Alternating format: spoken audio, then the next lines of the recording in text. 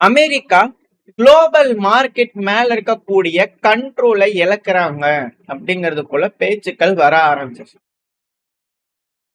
அதுவும் அவங்களோட own bond மார்க்கெட்டே அவங்களோட கையில இல்ல அப்படிங்கிறது போல பேசுறாங்க. ஏன்னா ட்ரெஷர் செக்ரட்டரி ஸ்காட் பெசன்ட் அவர்கள் இருக்கிறார் இல்லையா, அவரு கடந்த சில நாட்களுக்கு முன்னாடி பாத்தீங்கன்னா பாண்டு மார்க்கெட்ல அவங்களோட இன்டர்வென்ஷன் இருந்திருக்கு. இதே போல ஒரு விஷயம் பார்த்தா ஜப்பான்ல பார்த்திருப்போம். ஜப்பானோட அரசாங்கம் என்னோட விளையாண்டதுனாலதான் என்னோட ஸ்திரத்தன்மை அது வீழ்ச்சி அடையக்கூடிய சூழ்நிலையில இருந்துச்சு. ஸோ அது கவர்மெண்ட் விளையாடி இருக்காங்க, இன்டர்வென்ஷன் இருந்துச்சு அப்படிங்கறது போல பார்த்தோம். அதுக்கப்புறமும் ரொம்ப முடியாம போறதுனாலதான் அமெரிக்கா போய் ஹீரோவை வித்துட்டு எண்ணெய் வாங்கினாங்க. எண் பாத்தீங்கன்னா இப்ப திரும்பவும் மேல் நோக்கி போகக்கூடிய சூழ்நிலையில இருக்கு. ஸோ அது போல இப்ப அமெரிக்காவோட பாண்ட் மார்க்கெட்லயே பாத்தீங்கன்னா, அதாவது அவங்களோட கடன் பத்திரங்கள், ஸோ அதுலயே பாத்தீங்கன்னா பெரும் சிக்கல்கள் ஏற்பட்டிருக்கு. ஷார்ட் டேர்ம் பில்ஸ் எல்லாத்தையும் பாத்தீங்கன்னா விற்கிறாங்க. எதுக்காக? லாங் டேர்ம் பில்ஸ் எல்லாத்தையும் பாத்தீங்கன்னா வாங்குறதுக்காக, ஃபண்ட் பண்றதுக்காக அப்படிங்கிறது போல. ஸோ லாங் டேர்ம் பாண்ட்ஸ் எல்லாம் வாங்க போறாங்களா, அமெரிக்காவோட பாண்டுக்கு ப்ராப்ளம் வரப்போகுதா அப்படின்ற கேள்விகள். அமெரிக்காவோட பாண்டு மேலேயே அமெரிக்காக்கு கட்டுப்பாடு இல்ல. அமெரிக்கா இது போல மூவ் பண்றாங்கன்னா யூரோப் விற்க போறாங்களா பாண்ட? உலக நாடுகள் சீனா, இந்தியா, ரஷ்யா இது போல நாடுகள் அமெரிக்காவோட பாண்ட விற்க போறாங்களா? ட்ரம்ப் அவர்கள் எக்கனாமிக் டே அப்படிங்கிறது போல ஈரானுக்கு சொன்னாங்க இல்லையா, சோ அது போல ஒரு விஷயம் அமெரிக்காக்கு வரப்போகுதா, அதைத்தான் ஒரு முன்கூட்டியே கணிச்சு சொல்றாரா அப்படிங்கிறது போல கேள்விகள்லாம் வருது. ஏன்னா இதெல்லாம் அன்யூஷுவலான ஒரு மூவ். நார்மலா இதெல்லாம் ஃபெட் தான் பாத்தீங்கன்னா ஹேண்டில் பண்ணுவாங்க. ஆனா இவங்க ட்ரெஷர் செக்ரட்டரியே ஹேண்டில் பண்றாங்க. அதுவும் சொந்த சென்ட்ரல் பேங்க், அமெரிக்காவோட சென்ட்ரல் பேங்கோடைய ட்ரெஷர் செக்ரட்டரி சண்டை பிடிக்கிறாரு. இது எல்லாமே சிக்கலாயிட்டு இருக்கு. அமெரிக்கால $40 trillion மேல கடன் போயிட்டு இருக்கு. அமெரிக்காவோட கடன் பத்திரங்களுக்கு பிரச்சனை வருது. அமெரிக்கா அவங்களோட ஆயில் கட்டுப்பாடை இழக்க ஆரம்பிச்சிருக்காங்க.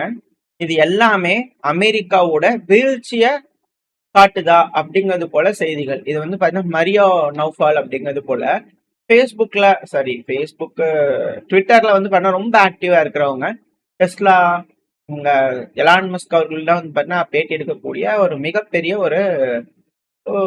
ஒரு இணையதளத்துல இருக்கக்கூடிய பல செய்திகள் போடக்கூடிய ஒரு நபர். ஹரியானா ஃபால் பாத்தீங்கன்னாலே தெரியும், நிறைய போஸ்ட் பாத்தீங்கன்னா ஷேர் பண்ணுவாரு. ஸோ அவரோட இன்டர்வியூ பாத்தீங்கன்னா இது போல வந்திருக்கு. இது போல விஷயங்கள் தெரியும் போது அமெரிக்காக்கு எக்கனாமிக்கல் பிரச்சனை இருக்கு. ஏன்னா இந்த எண்ணில கூட இது போல நடந்திருக்கு அப்படிங்கிற நிறைய விஷயங்கள் பேசுறாங்க. இது எல்லாத்துக்கும் மேல ஸ்காட் பெசன்ட் அவர்கள், அமெரிக்காவோட ட்ரெஷர் செக்ரட்டரியே பாத்தீங்கன்னா, எனக்கு புரியல, ஏன் ஆயில் விலை இன்னும் ஏறிட்டே இருக்கு. நம்ம அமெரிக்கா பாத்தீங்கன்னா ஈரானுக்கு நேவல் பிளாக்கேடு போட்டாச்சு, இருந்தாலும் ஏன் பாத்தீங்கன்னா ஆயில் விலை ஏறிட்டே இருக்கு அப்படிங்கிறது போல பாத்தீங்கன்னா அவர் தரப்பு இந்த கேள்விகள்.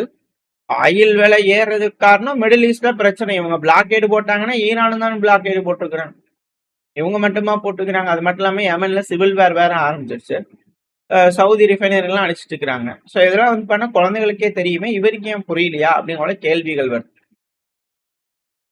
அமெரிக்கர்களுக்கு வேணா எண்ணெய் விலை பாத்தீங்கன்னா சீப்பா மானியம் பண்ணி ஏதோ கொடுக்கலாம் வெனிசுவேலால இருந்து எடுக்கிறதுனால. ஆனா உலக நாடுகள் அதை வாங்குறாங்க அப்படிங்கும் போது அது அவங்களோட கட்டுப்பாட்டுல இல்ல. உலக நாடுகள் வாங்கிதான், கம்பெனிஸ் பாத்தீங்கன்னா லாபத்துக்கு தான் விற்பாங்க. அவங்களுக்கு ஏகப்பட்ட இன்னொரு இடத்துல நட்டம் ஆகுதுன்னா அவங்க வேற இடத்துல லாபம் எடுக்குதான்னு பார்ப்போம். மிடில் ஈஸ்ட்ல அவங்க கம்பெனிக்கு நட்டம் ஆகுது, அடி வாங்குது அப்படின்னா சரி செய்யறதுக்கு மற்ற இடங்கள்ல இருந்து எடுக்கக்கூடியது தானே கை வைப்பாங்க. பல நாடுகளும் வாங்குறாங்க அப்படிங்கும் போது தேவைக்கு ஏற்பதானே எந்த அளவுக்கு டிமாண்ட் இருக்கோ அதுக்கேற்றுதானே விலை வைப்பாங்க, நிர்ணயம் பண்ணுவாங்க. அது எப்படி பண்ண முடியும் அப்படிங்கிற கேள்விகள் வருது. பட் இருந்தாலும் இப்போ திரும்பவும் $87 பேரலுக்கு உயர்ந்துகிட்டே இருக்கு. எக்கனாமிக் டே ஈரானுக்கா இல்ல அமெரிக்காக்கா அப்படின்ற கேள்விகள் வர ஆரம்பிச்சது. இப்படிப்பட்ட இக்கட்டான சூழ்நிலையில தான் யுஎஸ்எஸ் ஜார்ஜ் வாஷிங்டன் அந்த விமானம் தாங்கிய போர்க்கப்பல் இருக்கு இல்லையா, மிடில் ஈஸ்ட் நோக்கி வந்துகிட்டு இருக்கு. சேட்டலைட் இமேஜினரி வந்து பார்த்தீங்கன்னா கன்ஃபார்ம் பண்ணியிருக்கு. ஜார்ஜ் வாஷிங்டன் யுஎஸ்எஸ் CVN 73 அப்படிங்கிறது மலாக்கா ஸ்டேட்டை கடந்து அந்தமான் கடல் அந்த இருக்கு இல்லையா, ஸோ அதை நோக்கி வந்து பார்த்தீங்கன்னா வந்துகிட்டு இருக்கு. அப்படிங்கிற மத்திய கமாண்ட் வந்து பார்த்தீங்கன்னா வீடியோ பதிவுகள் இதெல்லாம் போடுறாங்க. இது என்னன்னா யூடியூப்ல ஃப்ரீ வீடியோன்னு மியூசிக். முன்னாடி ஹிட்லர் பத்தி பேசும்போதெல்லாம் வந்து பார்த்தீங்கன்னா அந்த வைப்போம் சவுண்டு, அதை இது கூட ஆட் பண்ணிட்டாங்க போல. யாரோ எடிட்டிங் பண்றவங்க கொஞ்சம் அவங்க வேற தரமா பண்ணிருக்கலாம் இல்லையா, அதை வச்ச உடனே கீழே வந்து பாத்தீங்கன்னா லைக் சிம்பிளோட ஸ்மைல் சிம்பிள் அதிகமா இருக்கு. ஸ்மைல் சிம்பிள் எதுக்கு அப்படிங்கிறதுல அமெரிக்கா விமானம் தாங்கிய கப்பல் வருது, இதுக்கு எதுக்கு ஸ்மைல் சிம்பிள் அதிகமா இருக்கு அப்படிங்கிற கேள்விகள் வருது சென்ட்ரல் கமாண்ட் போட்டதுக்கு.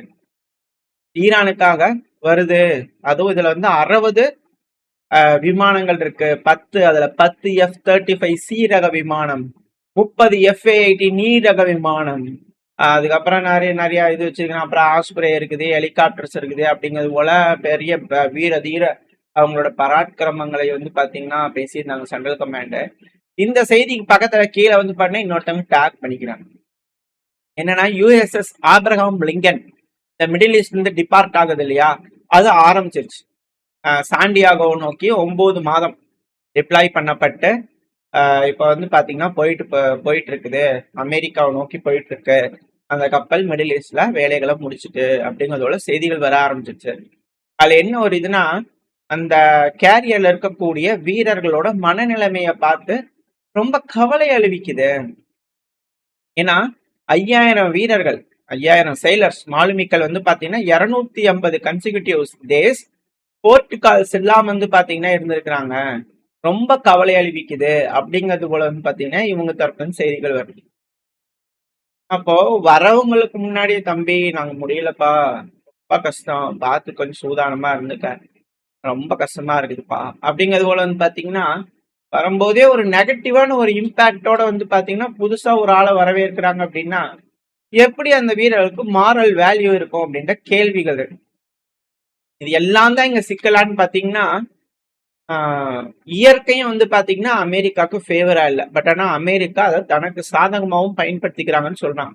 இந்த பனாமா கால்வாய் வந்து பாத்தீங்கன்னா ட்ரம்ப் அவர்களோட அரசாங்கம் வந்ததுக்கு அப்புறமா அதை முதல்ல வந்து பாத்தீங்கன்னா கேபிட்டலைஸ் பண்ணாங்க. அமெரிக்காவோட கப்பல்கள் போக்குவரத்துக்கு முன்னுரிமை, அதிகமா காசு தரமாட்டேன் அப்படிங்கிறது போல. அந்த பனாமா கால்வாயிலே எல்னினோ வர்றதுனால அந்த அங்க ரிசர்வாயர்ல இருக்கக்கூடிய தண்ணி கம்மியா இருக்கிறதுனால அதிகமான போக்குவரத்து இல்ல, கப்பல்கள் போக்குவரத்து இல்ல.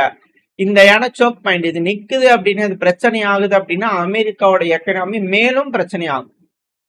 இப்ப கரண்டா 36 கப்பல்கள் தான் வந்து பாத்தீங்கன்னா ஒரு நாளைக்கு வெளியே வருது.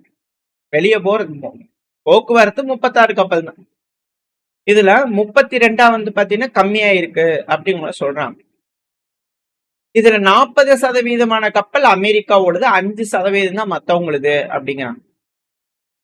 எந்த அளவுக்கு மற்ற நாடுகளோட கப்பல்களோட போக்குவரத்து அப்படிங்கறத ரத்து பண்றாங்க இந்த பகுதியில. இப்போ எப்படி செங்கடல், கருங்கடல், அதுக்கப்புறம் பெர்ஷியன் கல்ஃப், அதாவது ஸ்ட்ரைட் ஆஃப் ஹார்மோஸ் இதெல்லாம் முடக்கப்படுதுன்னு பார்க்கணும். At the same time Panama கால்வாயும் முடக்கப்படுது அப்படிங்கறத இது இருக்கக்கூடிய ஒரு பாயிண்ட். இப்ப இந்த இடத்துல பிரச்சனை ஆகுதுன்னா கியூபா, வெனிசுவேலா, அங்க அந்த ஏரியால இருக்கக்கூடிய டீப் சீ போர்ட், கரேபியன் தீவுகள் இதெல்லாம் முக்கியம். இப்ப அது எல்லாமே வந்து பாத்தீங்கன்னா அமெரிக்கா ஆளுமை செலுத்துறாங்க. ஏன்னா அது அவங்களோட ஹெமிஸ்பியர் அப்படிங்கிற சொல்றாங்க.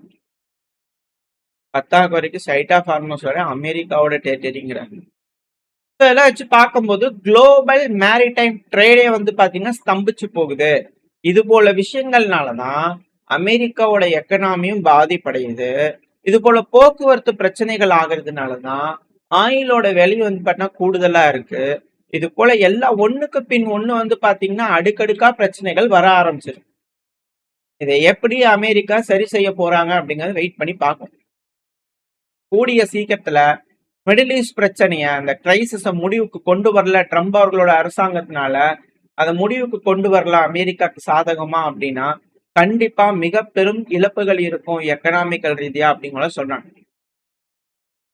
இதுவே வந்து பாத்தீங்கன்னா பெரிய எஸ்கலேஷனா இருக்கக்கூடிய இந்த சமயத்துல இஸ்ரேல் வந்து பாத்தீங்கன்னா துருக்கிய நம்ம அட்டாக் பண்ணோம் அப்படின்னா, அதாவது துருக்கியோட வீரர்கள் மத்த நாடுகள்ல குறிப்பா ஈராக்கா இருக்கட்டும், சிரியாவா இருக்கட்டும் டிப்ளாய் பண்ணிக்கிறாங்க இல்லையா, அது மேல நம்ம அட்டாக் பண்ணா நேட்டோவோட ஆர்டிகல் 5 எப்படி ட்ரிகர் ஆகும், ஆகுமா ஆகாதா அப்படிங்கறது போல வந்து பாத்தீங்கன்னா யோசிச்சுக்கிட்டு இருக்காங்க. ஏன்னா துருக்கி மேல நம்ம போய் அட்டாக் பண்றோம் அப்படின்னா, துருக்கி நாட்டுல அட்டாக் பண்ண நேட்டோ நாடு அப்படிங்கறத சொல்லலாம். ஆனா துருக்கியோட வீரர்கள் வேற நாட்டுல இருக்கும்போது ஆகாது இல்லையா, ஆர்டிகல் 5 ப்ரொடெக்ட் பண்ணுமா அப்படிங்கிற கேள்விகள். இஸ்ரேல் இப்ப டைரக்டா துருக்கிய வந்து பாத்தீங்கன்னா மிரட்ட ஆரம்பிச்சிருக்காங்க அப்படிங்கறத புரிஞ்சுக்கலாம். இப்ப நேட்டோ சப்போர்ட் பண்ணுவாங்களா துருக்கிக்கு? துருக்கிக்கு நேட்டோ சப்போர்ட் பண்ணும்னா ரஷ்யாக்கு எகெயின்ஸ்டான முடிவுகள் துருக்கி எடுக்கும், அழுத்தங்கள். இல்ல ரஷ்யாக்கு ஆதரவா துருக்கி செயல்படுறாங்க அப்படின்னா போர் எப்படியும் ஒண்ணு இந்த போர் இல்ல அந்த போர் சிக்குனாங்க அப்படிங்கறத இதுல இருக்கக்கூடிய ஒரு பாயிண்ட். ஒண்ணு ரஷ்யா கிட்ட உதவுலும், இல்லைன்னா சிரியா கிட்டையும் இஸ்ரேல் கிட்டையும் நாட்டோ கிட்டையும் உதவுலும். இது போல மாட்டிட்டு இருக்கக்கூடிய நடுவுல இருக்கக்கூடிய யூரோப்பியன் நாடுகள் எப்படி செயல்பட போறாங்க? அதுவும் குறிப்பா இஸ்ரேல் யோசிக்கிறது சிரியா அப்புறம் வடக்கு சைப்ரஸ். ஏன்னா இந்த சைப்ரஸ் தீவு எனக்கு தான் சொந்தம்னு துருக்கி, இல்ல எனக்கு தான் சொந்தம்னு கிரீஸ். இவங்க 2 பேத்துக்குள்ளேயே பிரச்சனை இருக்கு. ஆனா அதிகப்படியான இஸ்ரேலியர்கள் அங்க ஜூயின மக்கள் குடியேறதுனால இப்ப சைப்ரஸ் இஸ்ரேல் கைப்பற்றுவாங்களா அப்படின்ற கேள்விகள்லாம் வருது. இதனால எல்லா பக்கத்துலயும் வந்து பார்த்தீங்கன்னா பிரச்சனைகள் இருக்கு அப்படின்னு பார்க்கும்போது சிரியால ஒரு நல்ல விஷயம் துருக்கிக்கு ஆதரவா நடந்திருக்கு. எஸ்டிஎஃப் அதாவது சிரியாவோட டெமோக்ராட்டிக் ஃபோர்ஸ் அப்படிங்கிற சொல்லுவாங்க இல்லையா, குர்தின மக்கள். அவர் வந்து பாத்தீங்கன்னா சிரியாவோட ராணுவத்தோட நாங்க இன்டகிரேட் ஆயிட்டோம் கம்ப்ளீட்டா. இது ஒரு புது படிக்கட், ஒரு புது ஸ்டேஜ், ஒரு புது தொடக்கம் ஒரு நாடா உருவாகிறதுக்கு அப்படிங்கிறத சொல்லிக்கிறாரு. ஸோ இது வரவேற்கத்தக்க வேண்டிய விஷயம். சிரியா ஒரு நாடா உருவெடுக்குது அப்படிங்கும் போது அது துருக்கிக்கு ஆதரவாகவே இருக்கும். ஏன்னா துருக்கிக்கு ஆதரவா இருக்கக்கூடிய நபர் அல் சாரா அவர்கள் தானே ஆட்சியாளர். ஸோ இது எல்லாமே இஸ்ரேலுக்கும் பிரச்சனையா இருக்கக்கூடிய விஷயங்கள். ஸோ ஜியோ பாலிட்டிக்கல் மூவ்ஸ் ரொம்ப வேகமா வந்து பாத்தீங்கன்னா நடந்துட்டு இருக்கு. இதனால போர் அப்படிங்கிற ஒரு வியூகம் அப்படிங்கிறது வகுக்கப்படுது. வேகமா ஜியோ பாலிட்டிக்கல் காய் நகர்வுகள் இருந்தாலே அது போருக்கு போகும் அப்படிங்கிற மாற்றுக்கருத்துல அது எக்கனாமிக்கலி பல நாடுகளும் சிக்கல்ல இருக்கும் போது உலக தலைவர்கள் இந்த பிரச்சனையை எப்படி சமாளிச்சு அமைதியா பிரச்சனையை முடிக்கிறாங்க அப்படிங்கிறது வெயிட் பண்ணி பார்க்கலாம். ஓரளவுக்கான தகவல் இந்த பையில பார்த்துருப்போம். இந்த பதிவு பயனுள்ளதா இருந்துச்சுன்னா லைக் பண்ணிட்டு உங்க ஃப்ரெண்ட்ஸ் அண்ட் ஃபேமிலி ஷேர் பண்ணிக்கோங்க. அது கூட மறக்காம நம்ம சேனலை சப்ஸ்கிரைப் பண்ணலாம். மறக்காம சப்ஸ்கிரைப் பண்ணிட்டு உங்களோட கருத்துக்களை கமெண்ட் செக்ஷன் சொல்லுங்க. இந்த பதிவு நல்லா இருக்கும்னு நம்பிக்கை அடுத்த பேர் உங்க சந்திக்கிறேன். Stay safe, by.